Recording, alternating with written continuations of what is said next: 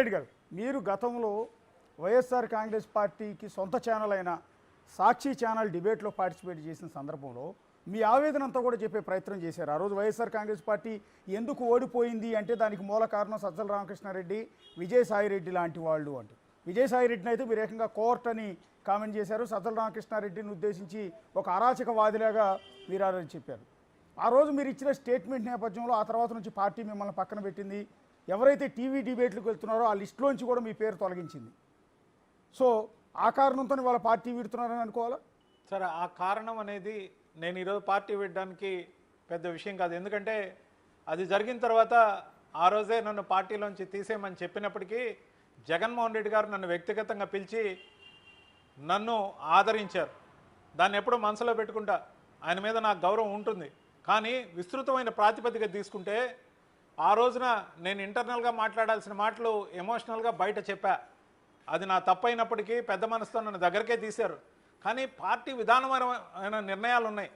ముఖ్యంగా విధానపరమైన నిర్ణయాల్లో మార్పు లేనిదే మన ప్రతిపక్ష పార్టీగా ఈ రోజునున్న వైఎస్ఆర్సీపీ అధికార పార్టీని విమర్శిస్తే తిరిగి ఆటోమేటిక్గా అధికారంలోకి రావాలనుకుంటే అది జరిగే పని కాదు. మార్పు సమూలంగా జరగాలి. ఆ మార్పు జరగకుండా అడ్డుకుంటున్న వాళ్ళు ఆయన చుట్టూనే ఉన్నారు. ఆయన నిజంగా పార్టీని సమీక్షించుకుంటే జనానికి ఉపయోగపడే పనులు ఏవైనా చేయొచ్చు. కానీ అది నేను అక్కడ ఉన్న రోజులు కూడా దాదాపుగా హెడ్ క్వార్టర్స్లో పార్టీ ఆఫీస్కి పోవడం నిరంతరం నా అలవాటు. కానీ అది జరిగే కార్యక్రమం కాదని, దాంతోపాటు నేను బీజేపీ సిద్ధాంతాలకి ఖచ్చితంగా ఆకర్షితున్నాయి. ఖచ్చితంగా నరేంద్ర మోడీ గారి నాయకత్వంలో, అమిత్ షా గారి నాయకత్వంలో తీసుకుంటున్న డైనమిక్ నిర్ణయాలు ఏవైతే ఉన్నాయో వాటిల్ని స్వాగతిస్తూ వాటికి అనుగుణంగా ప్రచారకగా మారడం కోసం బీజేపీలో చేరా. ఇదే సందర్భంలో ఇంకొక మాట చెప్తాను అశోక్ గారు. ఈ రోజున ఎవరు అవునన్నా కాదన్నా ప్రజలు ఏ పార్టీని గెలిపిస్తారో ఆ పార్టీలే 5 సంవత్సరాలు అధికారంలో ఉంటాయి. ఒక 6 నెలలు వదిలేసిన తర్వాత లేదా 3 నెలలు వదిలేసిన తర్వాత అధికారంలో ఉన్న పార్టీల్ని మాత్రమే విమర్శిస్తే ఆటోమేటిక్గా ప్రతిపక్షాలు అధికారంలోకి వస్తాయనుకుంటే అది కల. ఆత్మ పరిశీలన, సమీక్ష, కార్యవర్గ నిర్మాణం, సభ్యత్వం, లేకపోతే అన్నీ కూడా కార్యకర్తలను కాపాడుకునే విధానం ప్రతి పార్టీకి ఉండాలి. ఒకవైపు తెలుగుదేశం పార్టీని చూడండి, 1 కోటి మంది సభ్యత్వాలను ఈరోజు ఫుల్ పేపర్ యాడ్ ఇచ్చారు. బీజేపీ సభ్యత్వం చూడండి, ఈరోజు నేను సభ్యత్వం తీసుకున్నా. ఆన్లైన్లో నాకు సభ్యత్వం తీసి ఇక్కడ రాష్ట్ర అధ్యక్షురాలు ఈరోజున సత్యకుమార్ గారు, ఆరోగ్య శాఖ మంత్రి గారు ఆధ్వర్యంలో నాకు సభ్యత్వం ఆన్లైన్లో డిజిటల్గా ఇవ్వడం జరిగింది. ఒక ఐడెంటిటీ ఉండాలి, ఒక మనిషిగా ఒక ఐడెంటిటీ ఉండాలి. పలానా వాడు మన కార్యకర్త, వాడి నంబర్ కొడితే వాడి ఐడెంటిటీ మొత్తం రావాలి. విధానపరంగా సమీక్షించుకోకుండా అధికారంలో మనకు నచ్చని వాళ్ళు వచ్చారు కాబట్టి ఒక 6 నెలలు వదిలేసి 4 ఏళ్ళు విమర్శించి తర్వాత ఎలక్షన్ వస్తుంది కాబట్టి బలమైన అభ్యర్థులను పెట్టి గెలుచుకుందామంటే అది జరిగే పని కాదు సార్. ఎందుకంటే ప్రజలు విద్యావంతులు, వివేకవంతులు. ఖచ్చితంగా కూడా ప్రజలకు మంచి జరగాలంటే ముందు ఇల్లు చక్కదిద్దాలి, తర్వాత ఇంట్లో బూజు దులపాలి, ఎవరైనా కోవర్ట్లు ఉంటే వాళ్ళని పక్కన పెట్టాలి, నిర్మాణం సక్రమంగా జరగాలి. ముఖ్యంగా రాష్ట్రానికి కానీ దేశానికి కానీ జరిగే మేలుని ప్రధానంగా పరిగణలోకి తీసుకోవాలి. సార్ బీజేపీ ఏం చేస్తుంది సార్?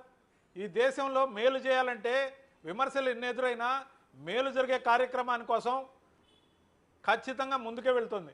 అంటే వైఎస్ఆర్ కాంగ్రెస్ పార్టీలో రవిచంద్రారెడ్డి గారు మీరు ఆరోపించిన వైఎస్ఆర్ కాంగ్రెస్ పార్టీలో ఉన్న దులపాల్సిన ఆ బూజు, వదిలించాల్సిన ఆ కోవర్టులు ఎవరు నిర్మోహమాటంగా చెప్పలేదా? నేను ఎందుకు చెప్పాలి సార్? నేను పార్టీ వదిలొచ్చాను, పార్టీలో ఉన్న రోజులు చెప్తూ వచ్చాను. పార్టీలో అనేక వేదికల మీద బహిరంగంగా చెప్పి నా మెడకి ఉచ్చు పడుతుందని తెలిసినా చెప్పాను, తెగించి చెప్పాను. పార్టీలో నా భవిష్యత్తు ఏమవుద్ది అనుకున్న రోజు కూడా భయం లేకుండా చెప్పాను. ఇది నా స్వయం నిర్ణయం. జాతీయ రాజకీయాల వైపు నరేంద్ర మోడీ గారి నాయకత్వంలో, అమిత్ షా గారి నాయకత్వంలో, రాష్ట్ర నాయకత్వంలో పార్టీ నిబంధనలకి తూచా తప్పకుండా కట్టుబడి పనిచేయడంతో పాటు ఇప్పుడున్న కూటమి ధర్మాన్ని పాటిస్తూ కూటమి పార్టీల్ని విమర్శించి మాత్రమే పబ్బం గడుపుకుంటామంటే అది సరికాదనే విధానానికి నేను ఖచ్చితంగా ఇది కరెక్ట్ అని నమ్ముతూ ముందడుగు వేస్తా. నన్ను ఆదరించినందుకు అన్నిటికీ సమానంగా ధన్యవాదాలు చెప్తూ, ప్రత్యేకమైన ధన్యవాదాలు వైఎస్ జగన్మోహన్ రెడ్డి గారికి చెప్తూ, దేశ రాజకీయం కోసం, దేశానికి పనికొచ్చే రాజకీయం కోసం ఏమేమైతే చేస్తున్నారో నరేంద్ర మోడీ గారు, అమిత్ షా గారు, వీళ్ళిద్దరు ద్వయం ఏదైతే చేస్తుందో ఖచ్చితంగా దాన్ని సమర్థిస్తూ బీజేపీ సిద్ధాంతాలకు అనుగుణంగా రాష్ట్రం పార్టీ యొక్క ఆదేశాల అనుసారం కూటమి ధర్మాన్ని నిర్వర్తిస్తూ ముందడుగు వేయడమే నా లక్ష్యం. అంటే రవిచంద్రారెడ్డి గారు బేసిక్గా అసలు ఏమాత్రం భయం అనేది లేకుండా అప్పట్లో ప్రతిపక్షంలో ఉన్న టీడీపీ కావచ్చు, జనసేన కావచ్చు, బీజేపీ కావచ్చు, వీటన్నిటిపైన వాళ్ళ విధానాలను తప్పుపడుతూ నిర్మోహమాటంగా బహిరంగ వేదికల మీద ఎన్నిసార్లు మీరు మాట్లాడారో మాకు తెలుసు. కానీ ఇప్పుడు ఆ పార్టీకి రిజైన్ చేసి బయటకు వచ్చిన తర్వాత ఆనాటి రవిచంద్రారెడ్డి కనిపించట్లేదు. ఆనాటి ధైర్యం ఇప్పుడు రవిచంద్రారెడ్డి మాటల్లో కనిపించట్లేదు. ఆయన గొంతులో ఒక వణుకు, ఎందుకు బయటకు వచ్చిన తర్వాత ఏమైనా కామెంట్ చేస్తే నన్ను ఇబ్బంది పెడతారేమో అన్న భయం కనిపిస్తోంది. సార్ ఒక మాట నేను చెప్తా, ప్రత్యర్థిగా భావించే వాళ్ళని ఎవరైనా విమర్శించాలి. వద్దని వదిలి వచ్చిన పార్టీని విమర్శిస్తే ఏం న్యాయం చెప్పండి? విధానాలు నచ్చలేదు, ఎక్కడో నాకు అనిపించింది ఇది కరెక్ట్ కాదు.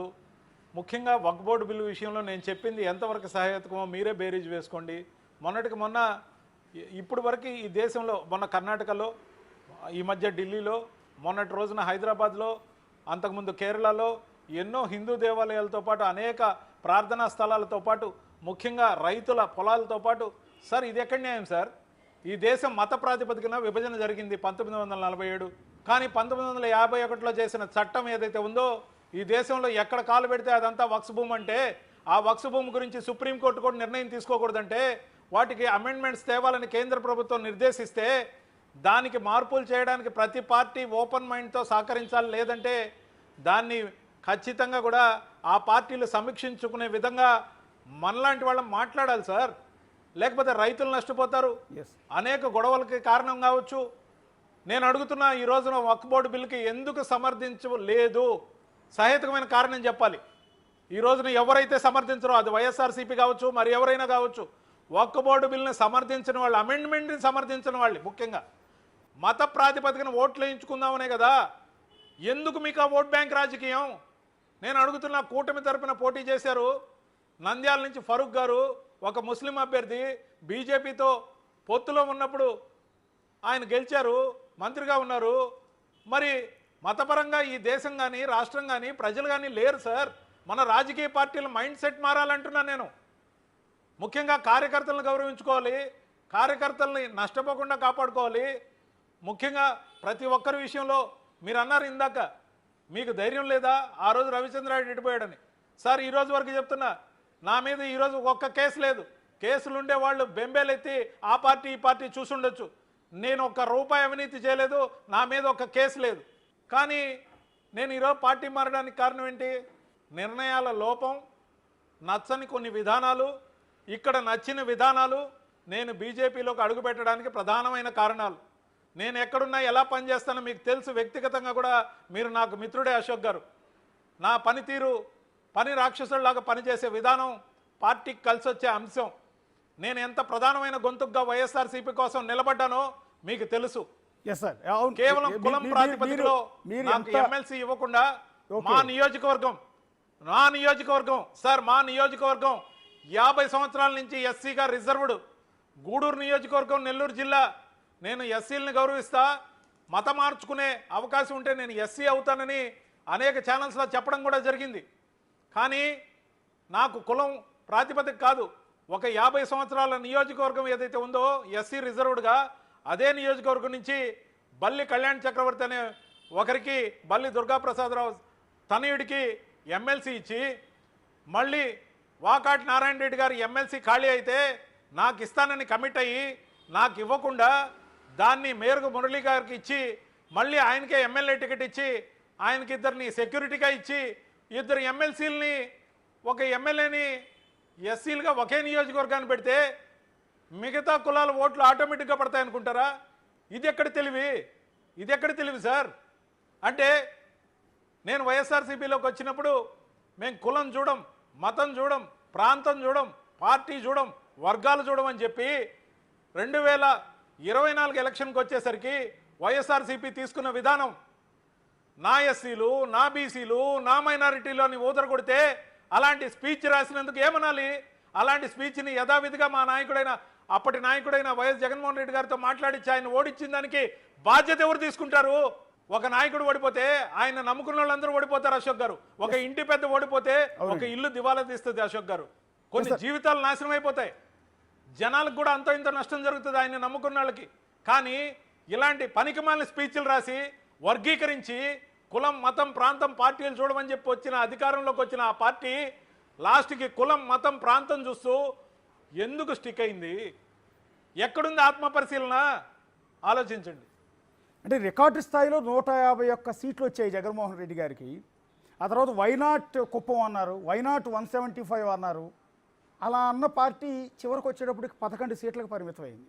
ఆ రోజు టీడీపీకి 23 సీట్లే వచ్చాయి, ఇది దేవుడు రాసిన స్క్రిప్ట్ అని జగన్మోహన్ రెడ్డి గారితో పాటు ఆనాడు వైఎస్ఆర్ కాంగ్రెస్ పార్టీలో ఉన్న ప్రతి ఒక్కళ్ళు కూడా టీడీపీని హేళన చేశారు, గేలి చేశారు. సో అలాంటి పార్టీకి అందులో సగం సీట్లు కూడా రాలంటే 11 సీట్లు వచ్చాయి. ఎందుకు ఈ పరిస్థితి వచ్చింది అనుకుంటున్నారు మీరు? వాళ్ళు సమీక్షించుకుంటారు సార్. నాకేం సార్ అవసరం? నేను ఇప్పుడు చెప్తే ఎవరు వింటారు సార్? అది విమర్శకి పనికొచ్చే అంశం. సాయంత్రం డిబేట్ పెడితే నన్ను తిరిగి విమర్శించడానికి ఒక పనికొచ్చే అంశం అవుతుందే కానీ నాకేంటి సార్ అవసరం? అశోక్ గారు, నేను ప్రశాంతంగా ఉన్నా, నిర్మోహమాటంగా చెప్పాల్సిన విషయాలకు మించే మీ ముందు చెప్పా. వదిలొచ్చిన పార్టీ గురించి చెప్పనంటున్నా, మీరు చెప్పించిన తీరుతో కొన్ని చెప్పా. ఇంతకు మించి నేను దాని గురించి మాట్లాడాల్సిన అవసరం లేదు. ఖచ్చితంగా కూడా మీరు నన్ను ఏ క్వశ్చన్ అడిగినా కూడా నేను సమాధానం చెప్తా. ఈరోజు కూటమి అధికారంలో ఉంది సార్. కూటమి ఆ స్కీమ్ అమలు చేయట్లేదు, ఈ స్కీమ్ అమలు చేయట్లేదు. ప్రతి నెల మా ప్రభుత్వం ఉంటే ఈ స్కీమ్లన్నీ ఇంప్లిమెంట్ అయ్యి ఉండేవి, ఈ పార్టీకే వచ్చి ఉండేవి అన్నారు కదా సార్? Yes sir. మరి అవి మాత్రమే ప్రాతిపదికగా మరో ఎలక్షన్ గెలవగలరా? ఆత్మ పరిశీలన నిజాయితీగా జరగాలి. ఆత్మ పరిశీలన నిజాయితీగా జరిగి తీరితేనే ఎక్కడ తప్పు చేసాం, ఎక్కడ ఫార్ములాలు తప్పు వాడాం, కులం మతం ప్రాంతం పార్టీలకు అతీతంగా మనం ముందుకెళ్తా ఉన్నాం. ఎక్కడెక్కడోళ్ళు కండువా కప్పుకోకముందే ఎమ్మెల్సీ ఇచ్చి స్వాగతించారే, పేర్లు నేను చెప్పదలుచుకోలే. ఒకరు చనిపోతే వాళ్ళ కొడుక్కో వాళ్ళ భార్యకో ఎమ్మెల్సీ ఇచ్చారే, లేదా ఎమ్మెల్యే టికెట్ ఇచ్చారే. అంటే సింపతి వేవ్తో గెలవాలా? చేసే మంచితో గెలవలేమా సార్? ఏదైతే డైనమిజం గురించి మీరు అన్నారో నా మాట్లాడే తీరులో, జగన్మోహన్ రెడ్డి గారి డైనమిజంకి ఆకర్షితున్నాయని నేను ఆ పార్టీలో చేరా.